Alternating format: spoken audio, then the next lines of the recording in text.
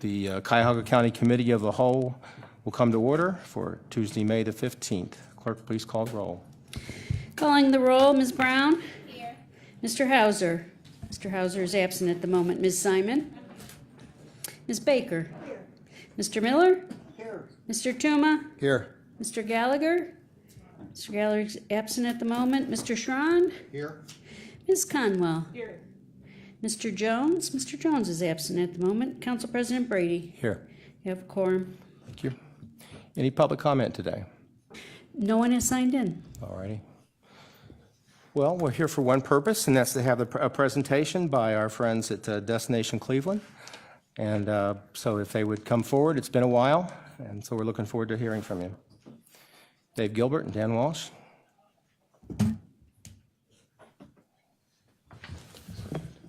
Good afternoon, Mr. Council President, fellow council persons. Thank you for inviting us today. We're delighted to be here with you.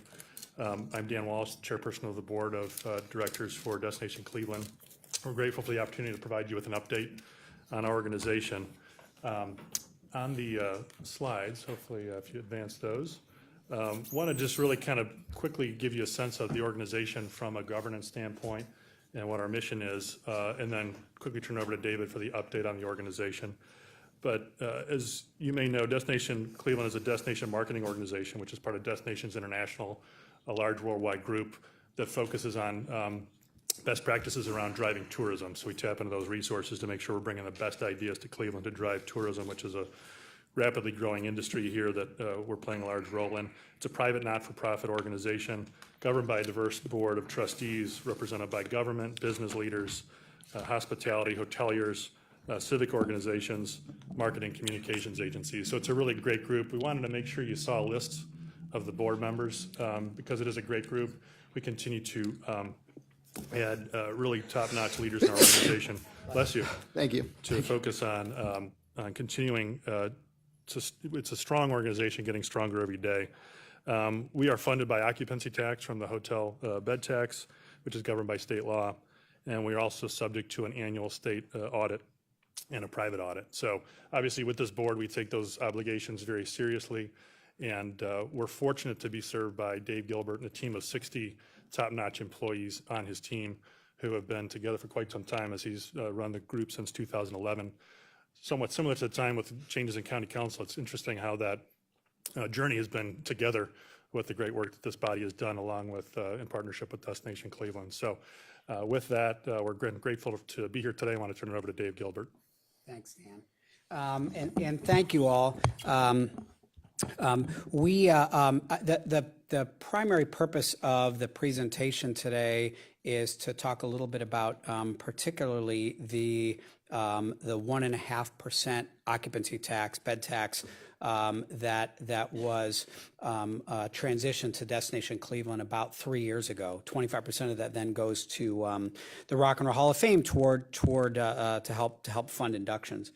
And as part of that, we have an annual report. We've done so in writing, but this is the first time in a couple of years we've done it in person.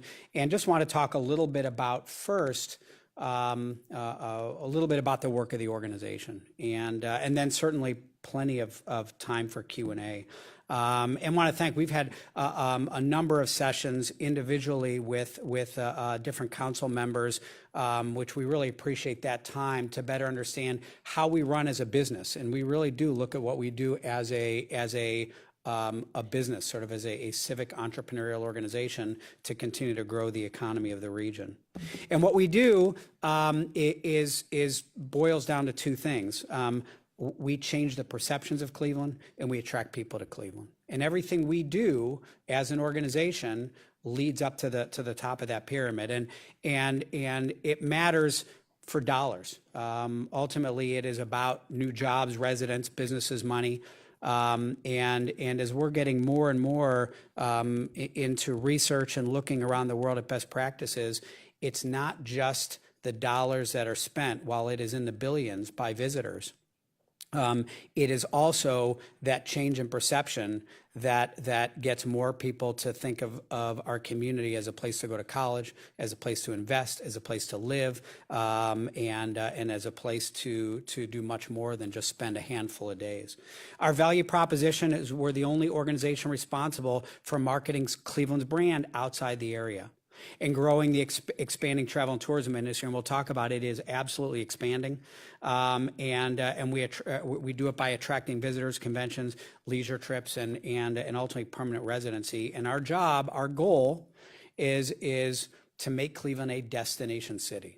If we wrap up what we try to do in one sentence, that's what it is. And I think we've explained to many of you, and I think important to note, when we talk about Cleveland, we are not talking about the municipality of Cleveland. That's the brand. We focus largely on Cuyahoga County, but even a little bit outside, because when people go to Cedar Point or the Football Hall of Fame or to other places around the region, they're also going to spend their money in Cuyahoga County. They're going to stay in hotels here. They're going to come in and do other things that are here. We are, the bottom line is we have been very successful. If you look back at metrics since we really changed our whole business operation back in 2012, every metric that we have, most notably the number of people who visit, has gone up dramatically. And it's gone up on average twice the national average. So we are a growing industry. And I think we all know from a lot of the rankings that we've seen recently overall for the economy of our community, we don't have a lot of growth industries here. This is one of them. This is one of the growth industries that we are beating Columbus, we're beating Cincinnati, we're beating the nation. And you could look at it in terms of the numbers of visits. You can look at it in terms of the number of the hotel demand. And I think this slide here, by the way, I just want to point out some things you'll see 16, some 17. It depends on when we get the data. So this is the latest we have. Some data we get for 2017 we won't have till July or August. It's the way some of the research works. But I think really important to point out in the rooms sold, what this is the number. There's a lot written about occupancy, hotel occupancy. Hotel occupancy is a fraction. And what we've seen is a huge rise in the denominator. We've had almost a 50% jump in the number of hotel rooms downtown in the last 5 years.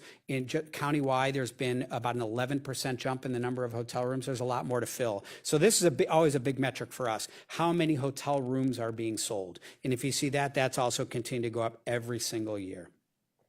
And more people equals more money and more jobs for the county. I mean, it's so much of what we do ends up being simple math. When people visit, they spend money. And if you want to boil down the metric, there's a lot of great research out there that the perceptions also lead to other actions. It also leads to people thinking of moving here. There's a lot of, and you're going to see some of you, which we appreciate, will be at our annual meeting on Thursday. You're going to see a lot of new plans about how do we partner with dozens of organizations in the community where we take their assets, their expertise, our assets and expertise, and we make 1 + 1 = more than 2. But in the bottom line is, beyond all those, it's dollars. There is $5.4 billion spent each year in Cuyahoga County by visitors, and that number has gone up dramatically. And if you look at that is $1 billion in taxes, and what that accounts to is $900 per year for every county resident. That if you just take the number of tax dollars, plain and simple, and divide by the number of people who live in our county, it comes up to $900. And then very importantly, look at jobs. 65,900 jobs. We actually are going to get a little later this year. We expect that number to go up significantly there as well. But in just 2011 and 2015, it's 5,000 new jobs in our county. 5,000 new jobs. Other than healthcare, there is no other industry that comes close to that job growth. And you could talk about, do you like the industry, not like the industry? It is producing jobs. It's producing jobs for people who don't necessarily have high skill, who can who can join at an entry level and move their way up. And we get asked the question kind of often, because we do a lot with the Mayors and Managers Association as well. And we've had questions along the way of, well, what does travel and tourism do for my suburb? Because I don't have any hotels. This is what it does. It creates jobs that for people who then get money, buy houses, spend their money, and live in all of our suburbs. There's a video that is going to play.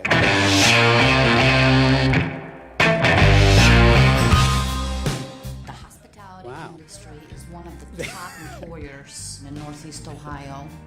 You can go to any general manager, any hotel in Cleveland, or anywhere, mind you, and ask them what was the first job in the hotel. Most of them probably started from laundry, or bellman, or front desk. This is the industry where you can actually start from the bottom and work all the way up to the top.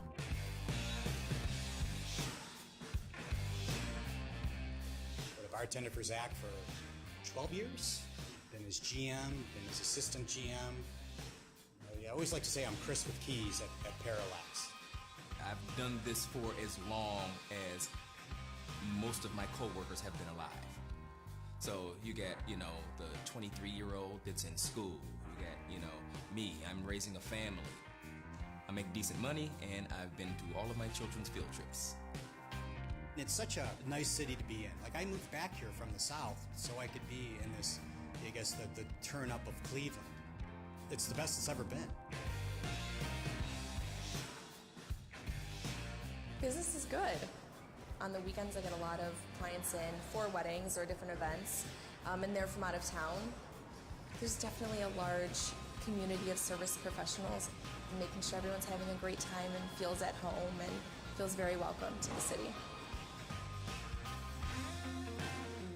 So we're kind of the new kid on the block with the new convention center, brand new hotels downtown, and we're open for business, as they say.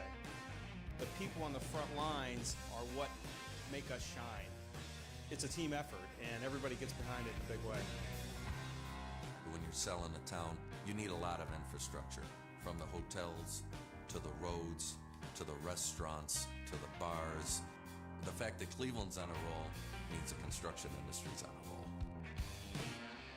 By the time these events got here, we were ready. It's being noticed and commented on again and again and again, the hospitality, the smiles and the faces. It's up to each individual to really show what you can do. Cleveland's a great, great city with a lot of great people, a lot of great amenities. They're going to leave with a great impression of the city of Cleveland, Ohio, here on the north coast of America. We're really proud of the work that we do to welcome visitors from far and near into our great city.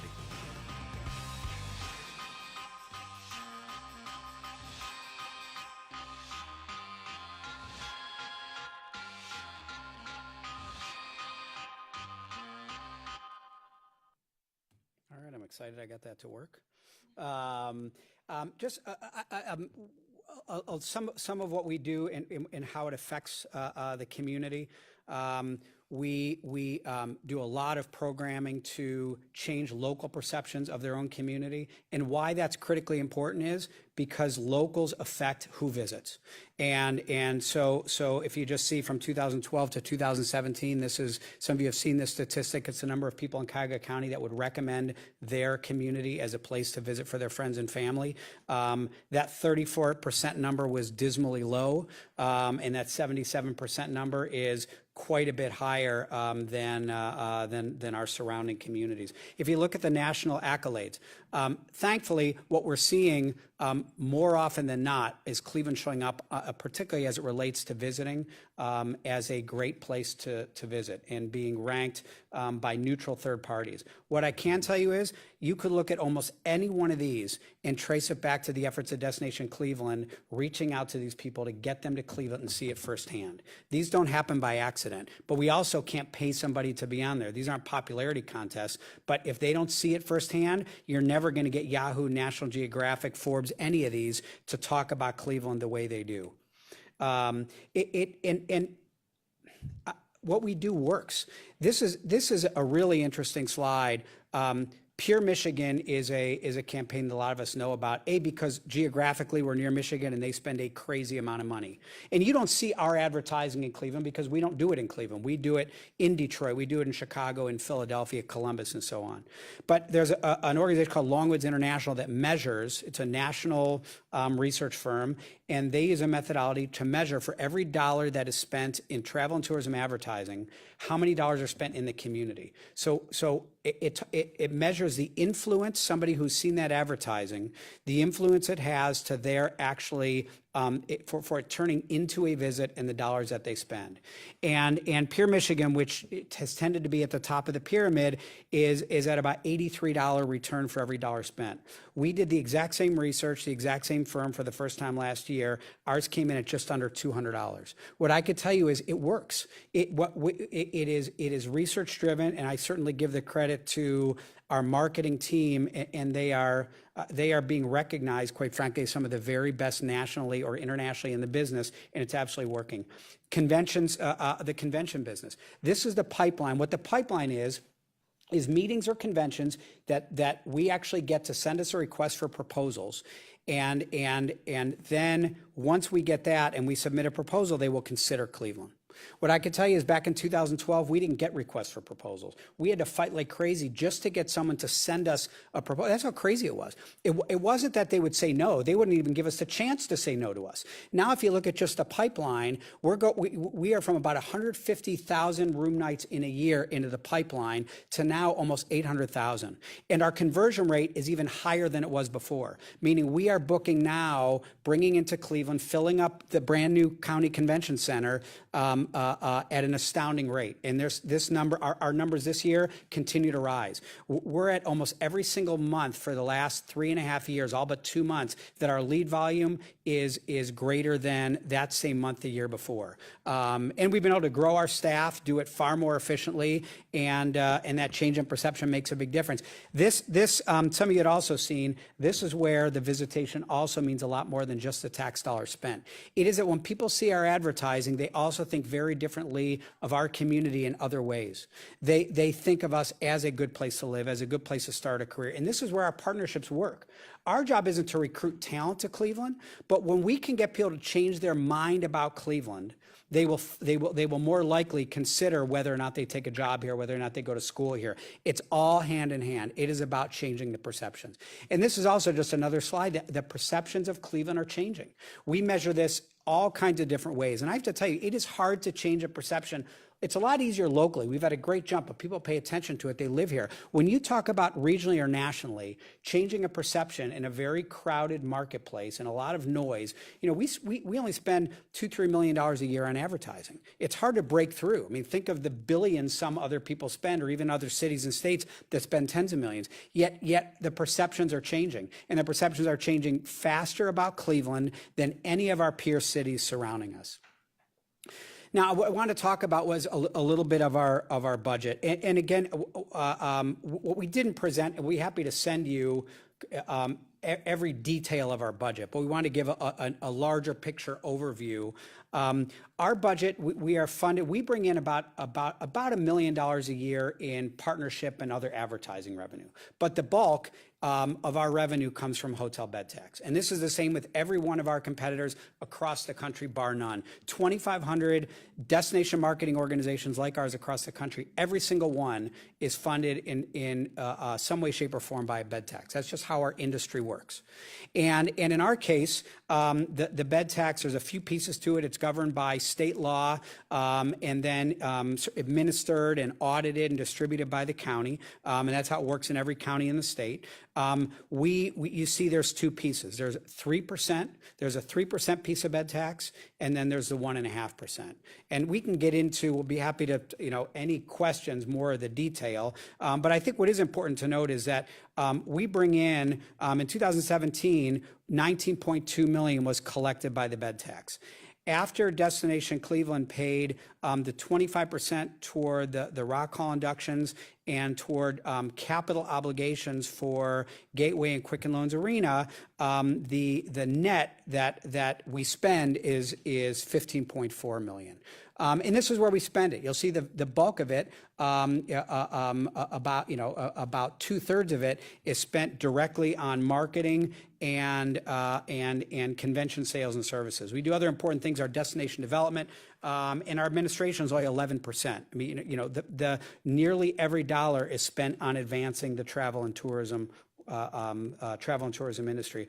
This is where our budget stands compared to our major competitive set.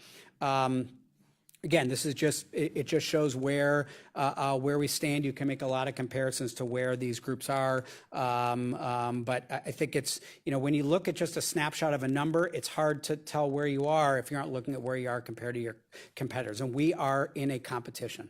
I think it is important to note, this is our hotel bed tax. Right now, overall, a hotel room in the city of Cleveland, because it's a combination of county bed tax as well as city, is 16.5%. Here's where it stacks up against that competitive set. I think if you look on the far right for an average stay, the $100.42 is the average daily rate of a hotel room in Cuyahoga County, taken across a year snapshot. So the consumer, who 99% of those consumers are from outside of Cuyahoga County, they pay $16.57 on average for a room night. So we actually stack up overall pretty favorably. But what I will tell you, and I think this is critically important. We still have so much work to do. So this is what this slide shows is every 2 years we do this research. It's actually done by, it's called Watkins Research. They do a nationwide survey of in essence convention and meeting planners and what they think of different cities. And if you look back at 2012, we were almost at zero. That when they say buzzworthiness is, will you consider that as a place to go? Do you consider that as a place that you would consider? If you look, thankfully, every 2 years we keep growing. Some other cities do well. If you look at Pittsburgh and Cincinnati, they've started to go backwards. Indianapolis, which had a huge lead. We're very proud that we've taken, you see a lot of these rankings of we're 71 out of 71, we're 40 out of 41. You know what? It's better to know where you are, even if it's last or second to last, and be able to go up. This is exactly where we were. And I could tell you, we had this research that showed out of 42 cities they measured, I think it was 42, we were second to last. Detroit was the only one below us.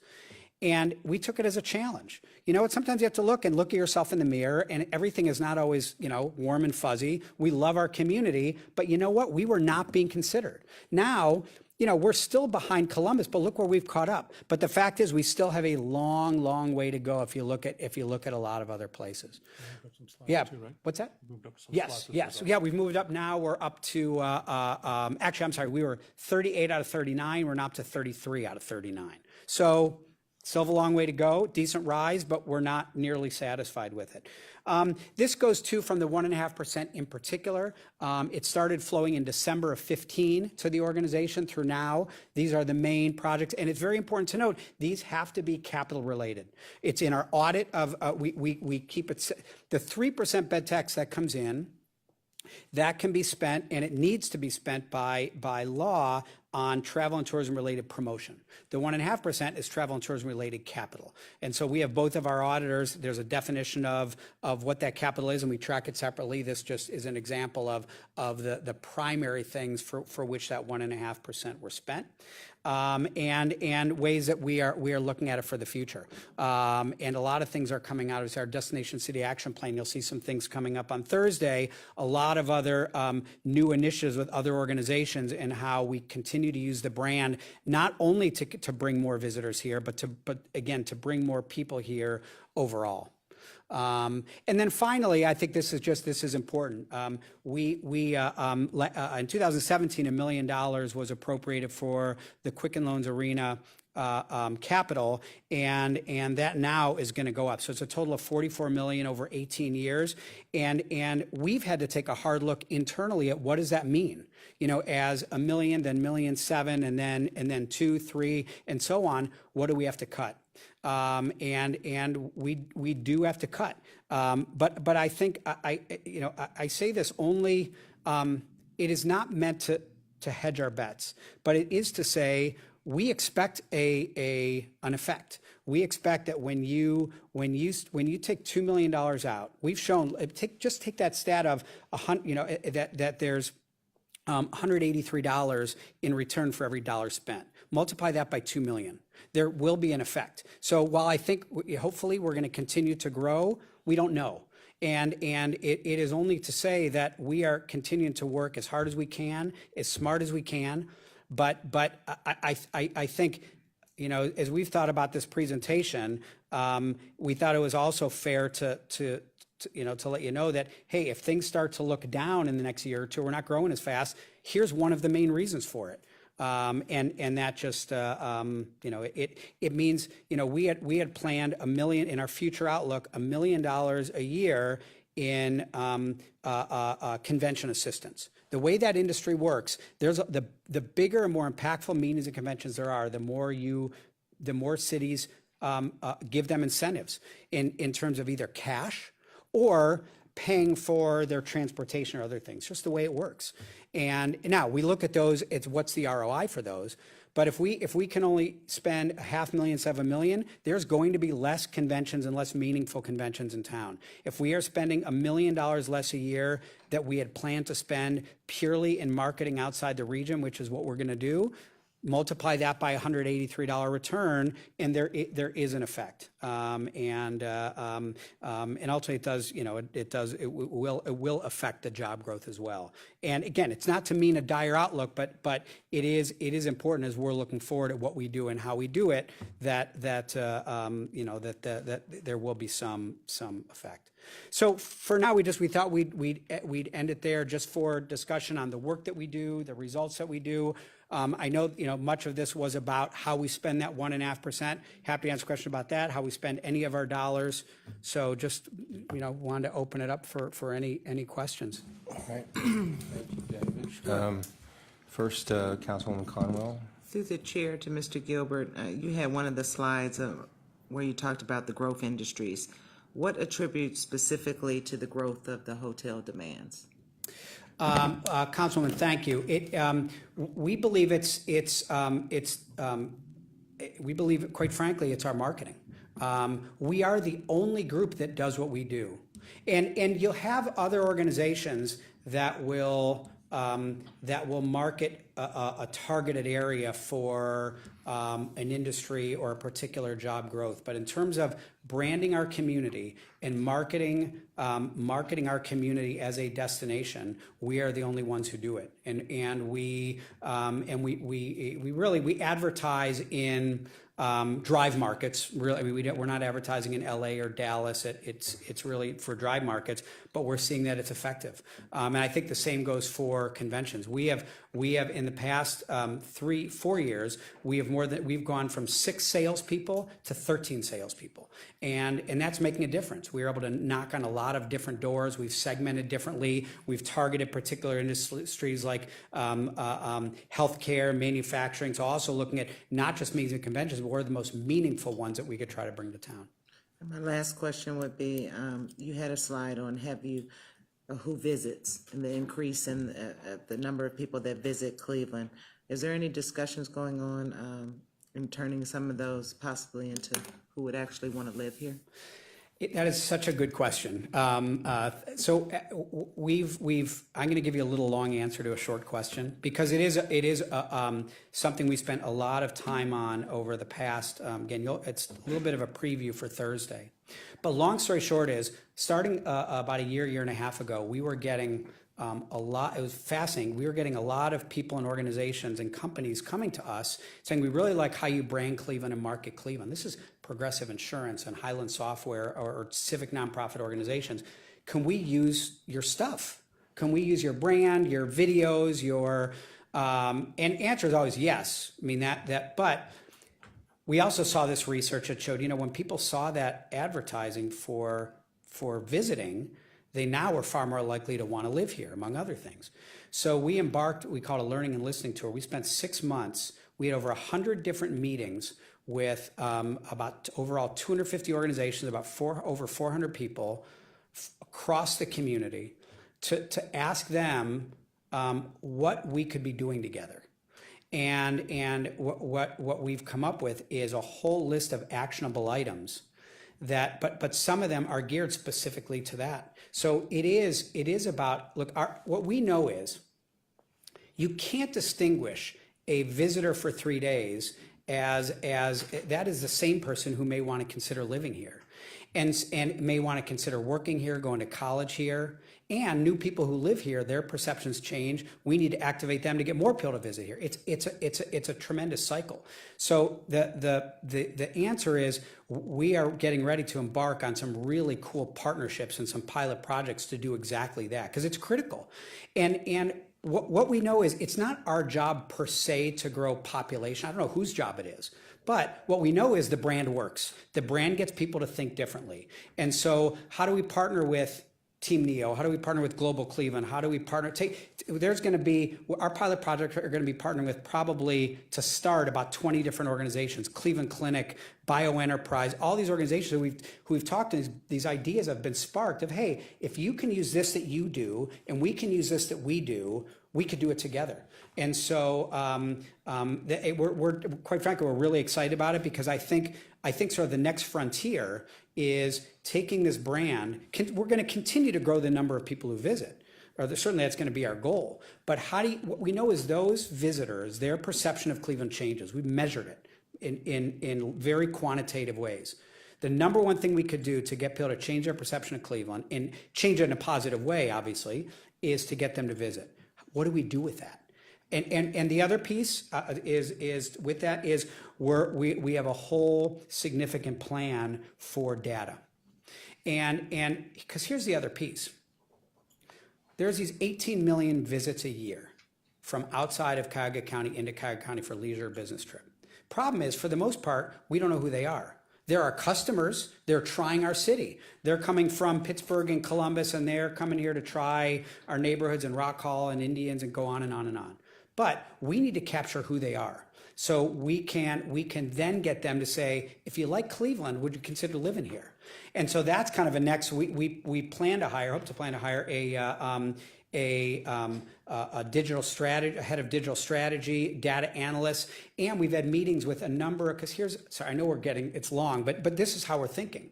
What's interesting is this, and we don't have other cities that are doing this. A lot of people have data, right? The Rock Hall knows who buys their tickets. The Indians and the Cavs and the Browns know who buys their tickets. The Cleveland Clinic knows who comes to visit. Hotels, they all know from receipts where people come from. What if we figured out a way, and we started the conversation, there's very openness to it, how do we share that data? And there's ways to do it where you could do as a neutral third party, because the Marriott doesn't want the Hilton to know who's visiting and vice versa. Or, I mean, there's a lot of that. We get all that. But what if it's in a third party repository that allows us then to package? So the Milwaukee Bucks are coming to play the Cavs. What if we could get from hotels visitors from the last year who came from Milwaukee to Cleveland and say, hey, your team's coming here.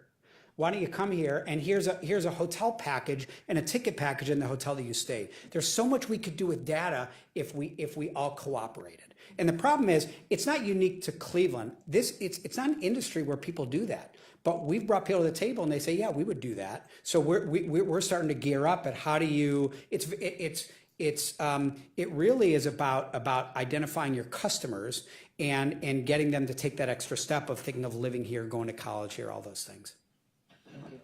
I think we call that micro-targeting in Yes. politics.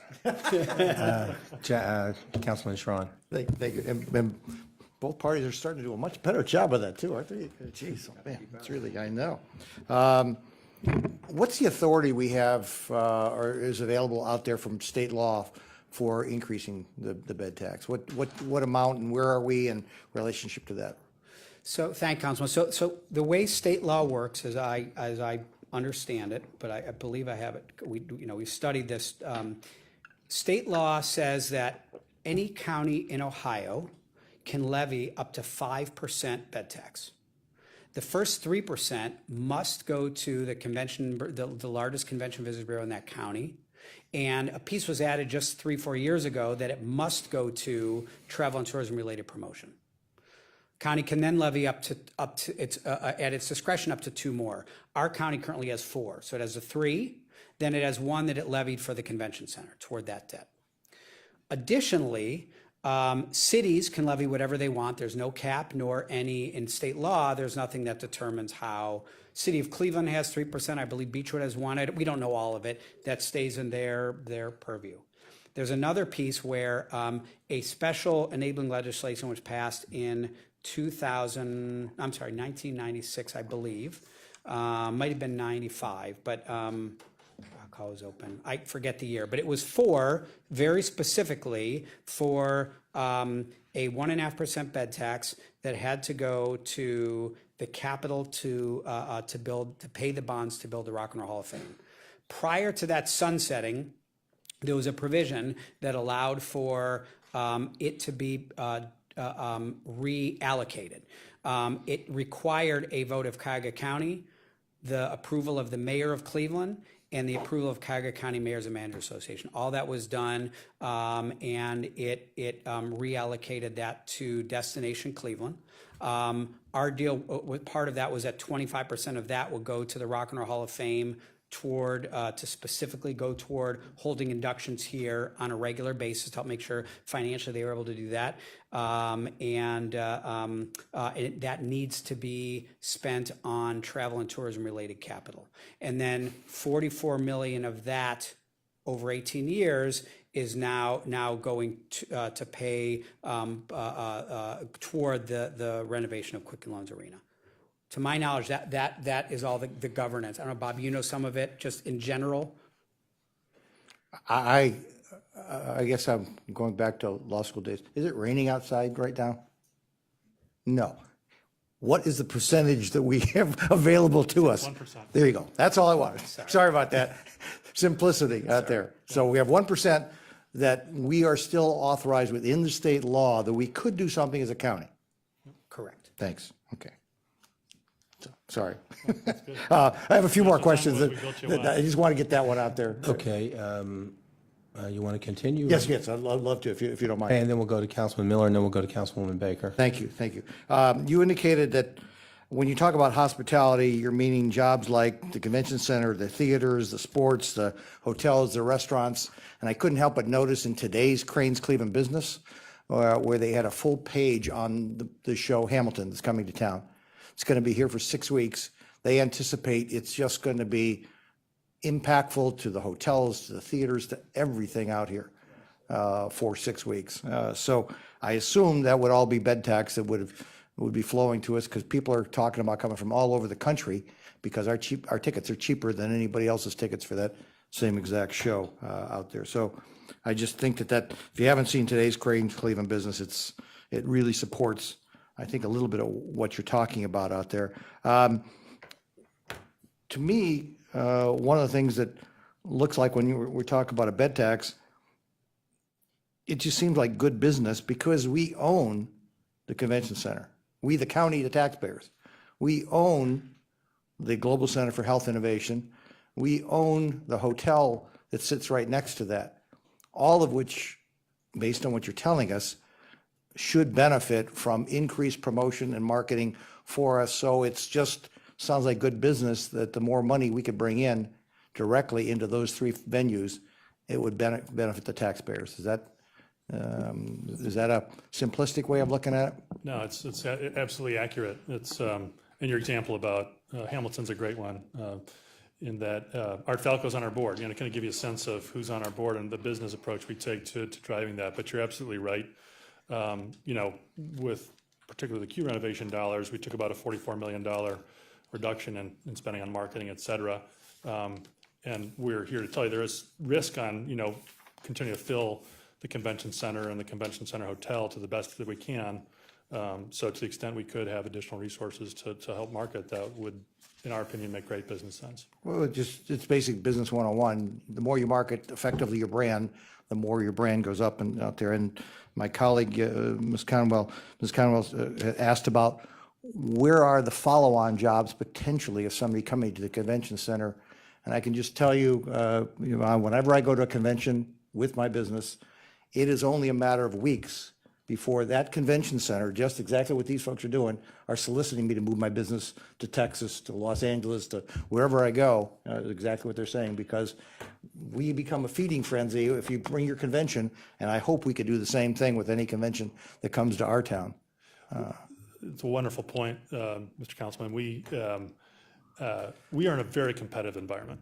To your point, if you go to another city and they're all over your business to have, or your trade organization to host something, that's what we're competing against every day. And every day that we're not on the top of our game, have the resources to compete, we're not going to get as big a share as we could. And David many times mentioned the $183 return on $1 of investment. You think about extrapolating that on the ability to generate more bed tax dollars. It's just really a self-perpetuating tax that's paid for by people that don't live here. You think about it. Well, as Council President indicated, that micro-targeting is so critical, and I did mention it to our Economic Development Director that there shouldn't be a convention that goes through here that he doesn't have that as a hit list to go after somebody, because they've already had a good experience here. They've been to our theater, they've been to our restaurants.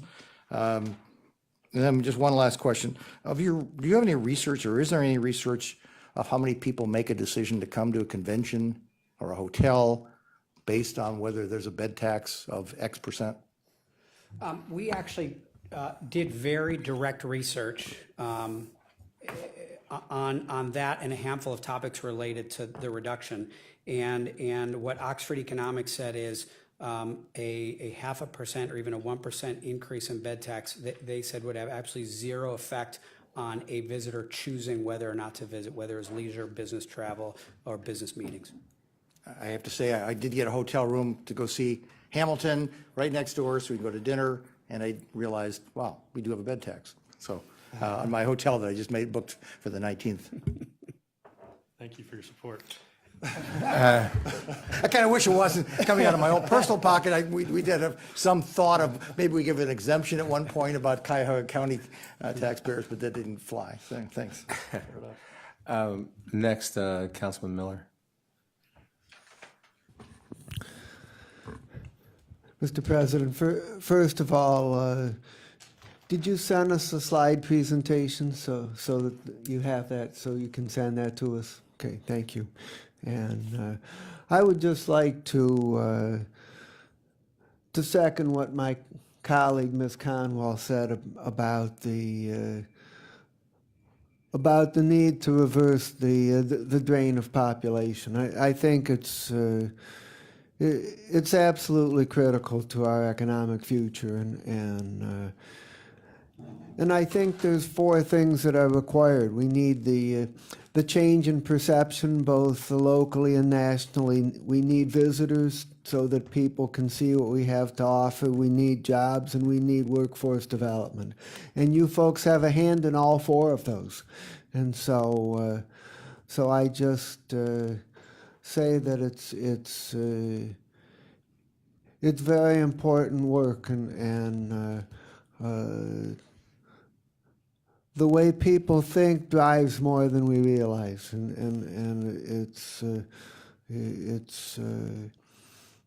sometimes tempting to not spend money or resources on something as intangible as how people think about Cleveland, but that would be a mistake. It drives a lot, and so I just commend your efforts, and I'll see you on Thursday. Thanks, Councilman. I do want to mention something with that, because it is, we believe it's such an incredibly important point. When we redid our brand back about 4 years ago, we hired what we believe was the largest and best destination branding firm in the country, if not in the world. And when they researched, they said there was a visceral reaction to that word Cleveland, unlike anything else they'd ever seen in any of the work they'd ever done. And their whole contention was that no matter, they said Cleveland is in a unique position that it can't afford to market its assets. We can't go to the market and say we can't lead with we have great theater, we have great parks, we have great sports, we have on and on and on. We do. But what people won't get past is, yeah, but you're Cleveland. And the research showed it, that it was, if you're in Pittsburgh and we say we have amazing neighborhoods with some great restaurants, but we have that in Pittsburgh, there's no way it could be better because you're Cleveland. And that's what we are doing research now that we believe will have the same findings for work. And so there's a lot of articles written out there now about how many jobs there are available, how many jobs are in healthcare at any day, thousands of jobs in healthcare in our community. But you still are up against the yeah, but you're Cleveland, because there are those healthcare jobs in Columbus and in Indianapolis, and lots of people have choices. So it is not, I guess I would just echo in that more and more research we're getting into, we're finding exactly what you're saying, that there is such a direct correlation to that, yeah, but you're Cleveland in the perception for visitors as there is for people who would live here, go to college here and other things. But it's changing, obviously, massively just because we're data-driven, it shows that the marketing we're doing is having a massive impact to get over the Aperture Cleveland piece. Okay. Councilwoman Baker? Thank you, Chair. And really, I agree with all that's been said. The branding and marketing is important, needs to continue, and you've really done a wonderful job here in Cleveland in attracting those to visit. My concern, though, really goes back to the $44 million that you agreed to be part of the package for the Quicken Loans Arena. And at that time, I didn't hear any concern about the diminishing dollars that you would be sacrificing in order to continue the branding and marketing. So I guess my direct question to you is, why now do we hear that we need to increase maybe 1% to make up for the $44 million that at the time we didn't hear that this request would be given? And no concern about the diminishing return on the investment of branding. Just to, it's not my place, but there hasn't been a request, just so, you know. Jack raised the issue. If there were to be one, hypothetically, I guess. Which is a good possibility. Right, if that is a possibility, I guess that's why I'm asking here. You gave the slide of showing the diminishing return given the investment. I guess I jumped to the conclusion that there would be perhaps an ask of a return, a higher 1% perhaps, to get you back to where you were before the package was put together. Thank you, Councilwoman. I think it's a very, very good question. I would say, one, that we believe from the start that just overall renovation of the queue is important for the community. And you know, also with an owner that was willing to put half of it on the table, we thought overall was a good deal. The request of Destination Cleveland was actually more than the $44 million, and through some discussions, it did get down there to the $44 million over 18 years. And I think that the third was, a lot of it wasn't until afterward that we really saw what the effect was going to be as we had to start looking at our budgeting and what it would do. It's also we try to balance a lot of things in what's best for the community, but we also have a very strong belief in what we do and the research to back up that it has a very positive effect and a significant ROI. And some of the research we didn't even have until afterward as to what that effect would be. I mean, I think just to build on that a little bit, is that, with a much more significant ask of Destination Cleveland and where we ended up, the idea was we knew there would be an impact. As David mentioned, we did some studies to find that out, but under the time frame, it wasn't clear. So ending up at the 44 minimized the damage we believe the Destination Cleveland, and also got something done that was important to the community that was good for Cleveland overall. So it was, on balance, the best outcome of a tough situation. We don't have a lot more time because we have a regular meeting. It starts at 5, but I just want to, on behalf of the community, if you don't hear this, we very much appreciate the $44 million because I'm not quite sure how that would have gotten done without your assistance. So that said, if there's any other questions, it should be the last one. And do you have any final comments? I guess from me and Dan, just thank you. We really enjoy working together, and we have a lot of partners in the room and friends in the room, and just any other information obviously we do this every year, but any other detailed information of anything we do, always happy to provide it. All right, thank you both for coming today. Appreciate it very much. Thank you, Mr. Council President. Council. All right, well, we're going to take a 5-minute break and then start the regular meeting. Thank you. Did I do that properly?